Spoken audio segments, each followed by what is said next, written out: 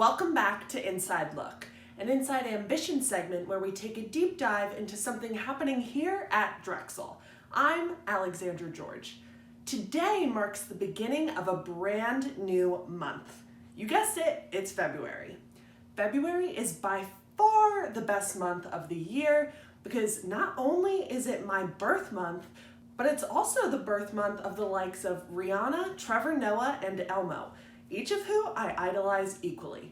But perhaps the most important part about February is that it celebrates Black history. In the city of Philadelphia and all across the country, we take the time this month to celebrate the achievements and reflect upon the history of African Americans. As author James Baldwin once said, growing up with an American education, he was, quote, bugged by the teaching of American history because it seemed that history had been taught without cognizance of his presence. Education is a major part of Black History Month. Speaking of, let me let you in on a little secret about the institution that's educating all of us. Drexel is a PWI, or a predominantly white institution, that was named after, you guessed it, a white man. But Drexel has been making some progress in creating opportunities on campus to learn more about Black culture and explore topics about race. One program in particular whose mission it is to educate the Drexel community is the brand new CBC, or Center for Black Culture. Now let's take an inside look.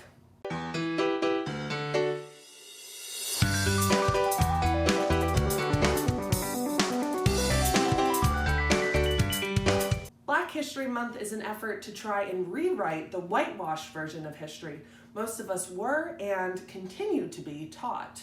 This country was built on the backs of Black Americans, and they deserve all the credit in the world.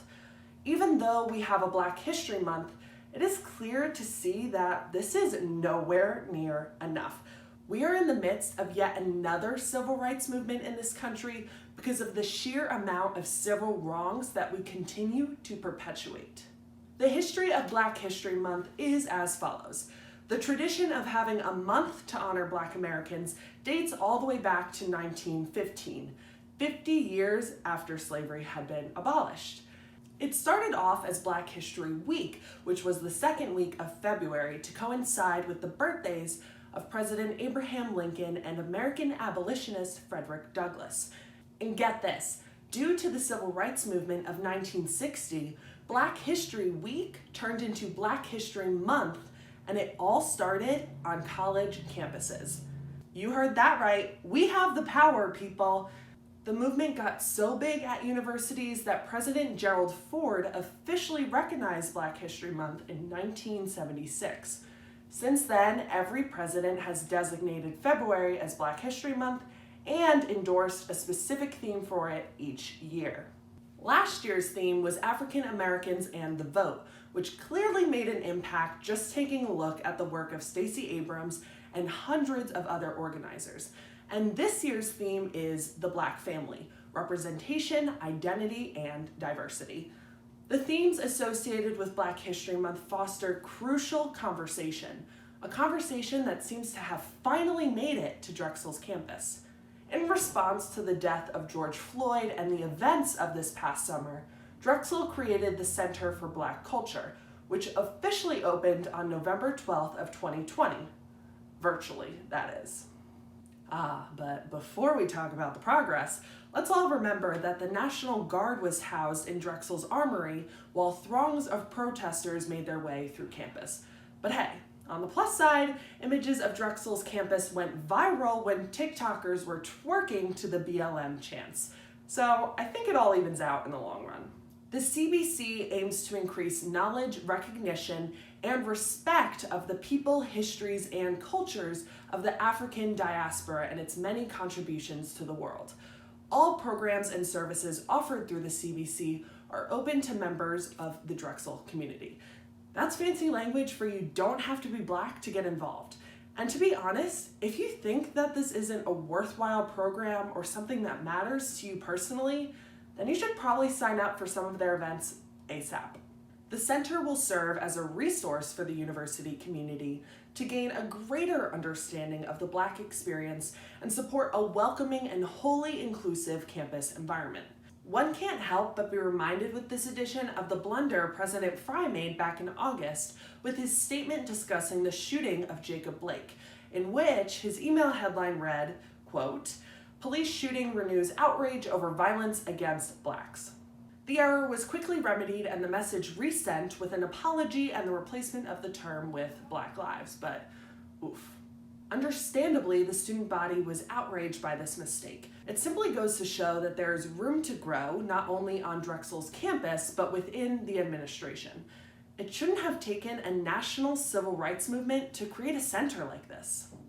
Anyway, I digress. We can save the fry roasting, the fry frying, for another date. Back to the focus of today's segment, the Center for Black Culture. The initiatives outlined by the center include celebrating Black traditions, encouraging Black student leadership, strengthening Drexel's Black community, and providing a safe space to promote and encourage physical and emotional wellness. Sounds good to me, don't you think? President Fry thinks that the CBC is a step in the right direction for Drexel.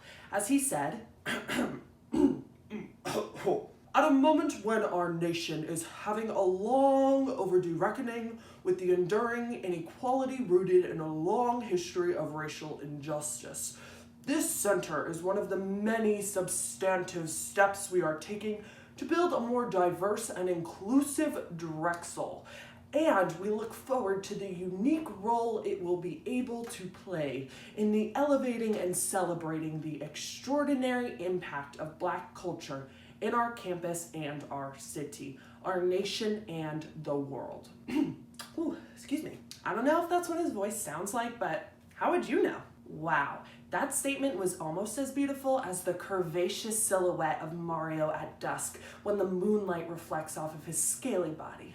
They don't call him Mario the Magnificent for nothing. Anyway, I encourage you all to get out and celebrate Black History Month as you see fit.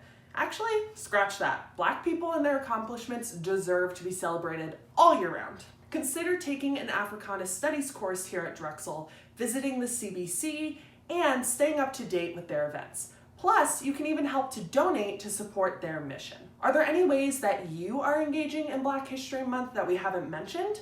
We are always looking for suggestions here at Inside Ambition. Sound off in the comments below and let us know how you are lifting up and supporting Black stories, communities, voices, and people. And as always, to stay up to date with all of our content, make sure to follow our Instagram at inside_ambition and subscribe to our YouTube channel. Thanks for watching, stay safe, and we'll see you soon. Hello there! Subscribe to our channel if you want to see what President Fry's face actually looks like. I promise we'll have him on the show one of these days. That is, if he ever responds to my carrier pigeon.